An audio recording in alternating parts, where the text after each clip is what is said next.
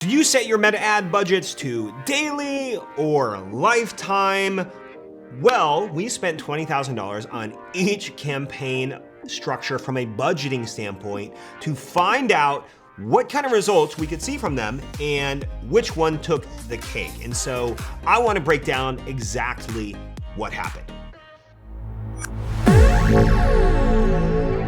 If you've been advertising for any period of time, then you probably know that the meta changes very frequently. So if you were to rewind a couple of years, you would know that lookalike audiences were wonderful as far as conversion campaigns went. And then iOS 14.5 hit in 2021 around June, and then they just kind of went to crap, and for the most part, we have not seen them come back. Interest used to be really great, and then a lot got taken away. And as you know, things just change over time. And so bidding structures change, campaign structures, new product features that they roll out, like Advantage Plus shopping campaigns and how they're tweaking those, things start to change. And so we like to, every now and again, we'd like to go back to things that maybe didn't worked for a period of time, didn't work for a period of time, and then like to say, hey, has anything changed and do they work? And so I was kind of inspired by a friend of ours who I had on the podcast, which was Connor Fleming with HostageTape.com. And Connor was talking about the lifetime campaigns that they were running and they saw a lot of success with. And so it had been a little while. We had tested lifetime campaigns from like a budgeting standpoint last year, but it had actually been a little while since we had tested them. So we went and decided to test this, but we wanted to test this in an evergreen environment. And so if you're not familiar with daily or lifetime budgets or how they work, let me just kind of explain this for you real quick. Daily is the amount that you basically commit to spending daily.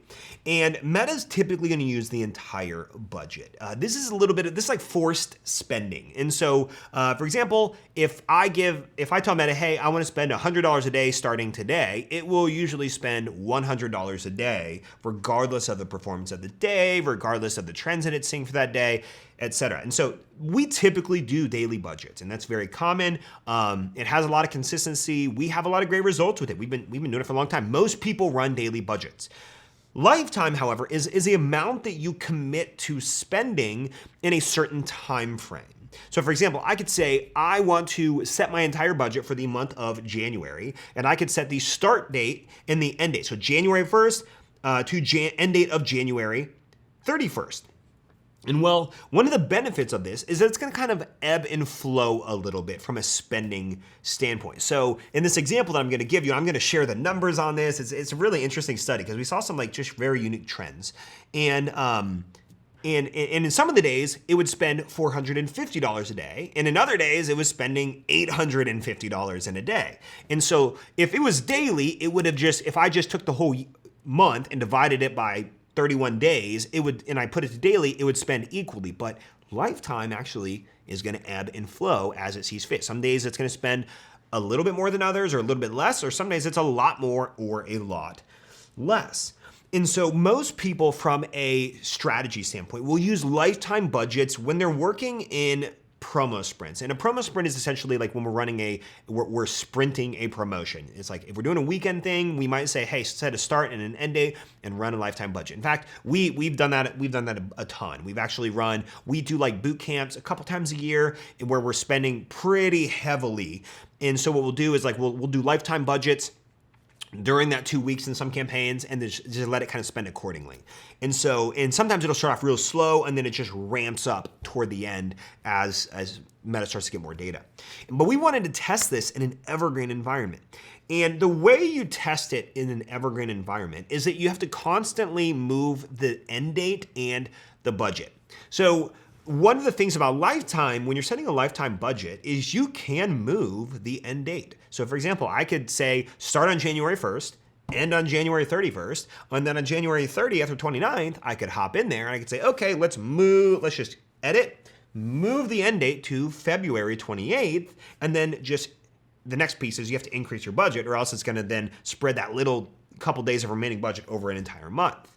And so there's a little bit of math you have to run with it. You have to look at like, okay, I'm editing this on, there are 3 days left and it's a Friday and I'm editing it and there are 3 days or 4 days left in the month and I'm just gonna go ahead and move the end date to next month. So I have to factor in, how much is it gonna spend over those few days? Plus, is there any budget I wanna add for the next month, etc. And so there's a little bit of like math in it and you gotta kind of predict a little bit. But anyway, you can do lifetime and you can make it evergreen by just consistently moving the date and increasing the budget. And so what happens is you'll look at the budget at the campaign level, and it's just going to keep getting larger and larger and larger every single month. So that's kind of how lifetimes work if you're going to do them in an evergreen environment. So we did that, and I would say that the results were pretty shocking, especially toward the end of the test here. And so just to walk through the setup here from a structural standpoint, here's what we did. Campaign number one, so lifetime campaign, we budgeted on the campaign level and we had one ad set and we had a dynamic creative ad in there, and it was a 4-2-2. So it had 4 creatives, it had 2 headlines, and it had 2 primary text. The reason we usually go with more creative is generally because creative is the largest culprit for conversion. And so if you're doing a dynamic creative ad campaign structure, we recommend that you have more creative than you do copy. Copy usually, headline and primary text, usually have less impact overall. So we ran a campaign level budget with one ad set, and the ad set was broad, and then we ran a dynamic creative ad 4-2-2. Well, campaign number 2, the only thing that was a little different here was we budgeted on the ad set level versus the campaign. And the reason we did that is we did put 2 ad sets in here. We wanted to test the US versus Canada. So I guess technically it wasn't a really clean test because we did do that. But I would say we killed off the Canada campaign pretty quick because it was underperforming. And so of the 20,000, 18,000 was spent to the United States. So yeah, there's 2K in Canada. Maybe it skewed it slightly, but it wasn't that big. It only represented 10% of the test of that. And then we ran dynamic creative ads as well. And so 2 campaigns, daily budget, lifetime budget. So we ran these, and I want to share some of the observations and what actually won at the end of this. And just to give you context, our target KPI for this campaign was a CPA of $150 to $200. We were okay with $150 to $200 cost per acquisition or cost per purchase. And so right out of the gates, daily performed really hot and really great. And so immediately, so in the first 30 days, so we ran this over about a month and a half. We actually started with the daily budget, and then we layered in the lifetime just a little bit later. So there's a little bit less time on the lifetime, so it's a little bit more accelerated spend, but it still spent the same amount. And in the first 30 days, the CAC, or the customer acquisition cost, on the daily was $94.93. Okay, that's great. That's like half of what we wanted it to be. We were happy with that. But in the next 30 days, it climbed up to $131 on the dot. And then in the final 15 days, we ran it for 75 days. The final 15 days was $150.60. So it goes from 95 to 131 to 151. So it actually climbed up. But the average over the entire duration was $116.99. So $117 was the average, but it was actually trending up from a customer acquisition cost standpoint. The lifetime we started it about 30 days after the DCA. So we ran it again, we accelerated it a little bit because we wanted to test this after I heard the podcast. So in the first 30 days, the customer acquisition cost was $130.90. So just to compare, daily was approximately $95 in the first 30 days. Lifetime was $131. So immediately it's like, you're talking like $30 or $40 more. Like that's a pretty significant increase in cost. Well, the next bit of time, it dropped down to $103.12. So 131, 103.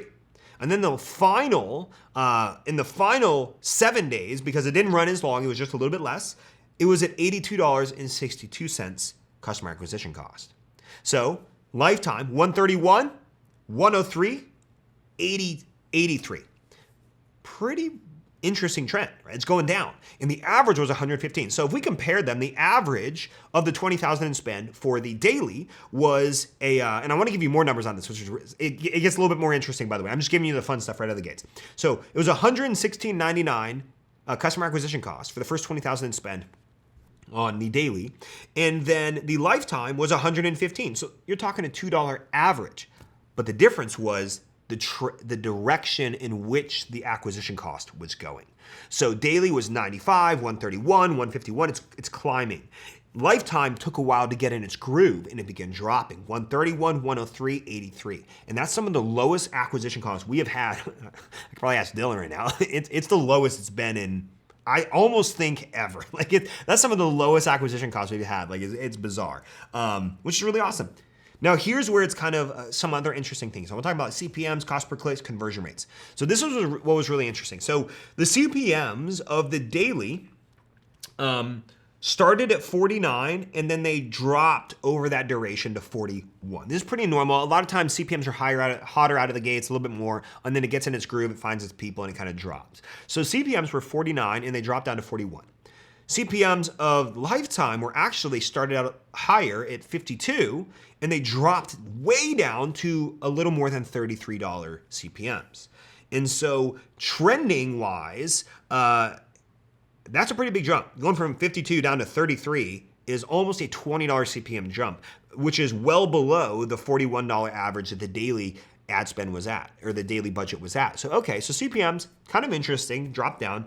But then the cost per clicks were also kind of interesting in the manner that the cost per clicks on the daily, they started out really high. So for this is pretty high cost per click. We were at $11.46 per cost per click, but over that time on the daily, it dropped down to $6.67, making the average $8.81. The lifetime, however, it took a while. It took almost 5 weeks for them to finally drop. And so, or it took, almost 8 weeks to lock in on the cost per click in that campaign. And so it started at $11.37. By the end of it, it was at $6.62, which was only 5 cents off from the daily, but it took longer to get there. So it started like this, $11.37, it goes up to almost 13, back down to 12, down to $11.50, and then finally it drops and it finally locks in down in the $6 range. The average cost per click ended up being substantially higher for the lifetime. So while the daily was at an $8.81 click, the average was $12.50 on the lifetime. Now, it took a while to get in its groove, but by the end, it was actually trending in a good direction. But the most interesting thing was what was actually the quality of traffic. And so when we look at the website conversion rate, so we track website conversion rate by source and by campaign. And so when we look at the website conversion rate of the daily, it actually started, our conversion rate started at 10.42%, and then 2 weeks later it was at 10.87%. So it's a pretty high conversion rate on the landing page, almost 11%. But then it just tanked. It dropped down to 6%, 3.79%, 5%. It just cut like crazy. And then the average conversion rate for that campaign was 7.66% conversion rate, which I know most people listening are like, crap, if I could get that, that'd be great. We've been dialing this stuff in for a long time, but still, that was a pretty stark drop, going from the 10 to 11% range all the way down to the bottom was 3.79, and the average ended up being 7.66. Well, the lifetime was steady throughout it.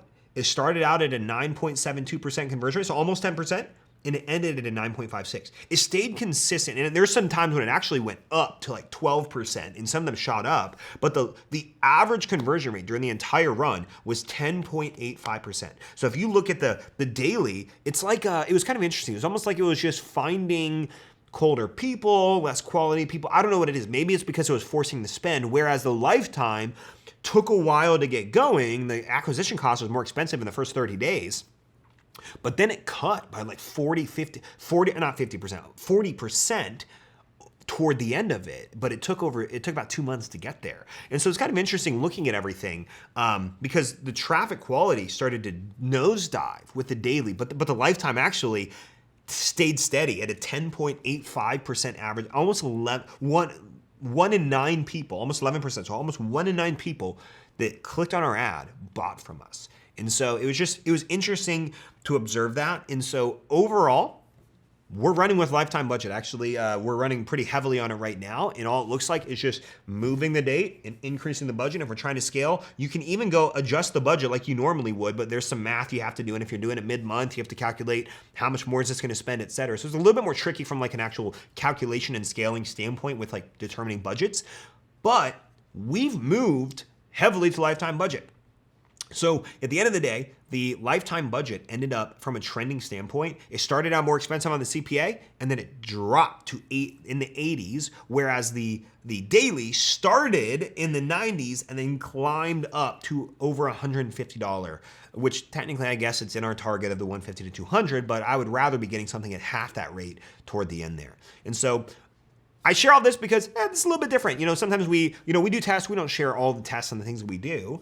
But in this test, hey, lifetime budgets, they proved to be better than daily. In fact, so like we ended up killing off the daily spend, and we let the lifetime spend another $10,000.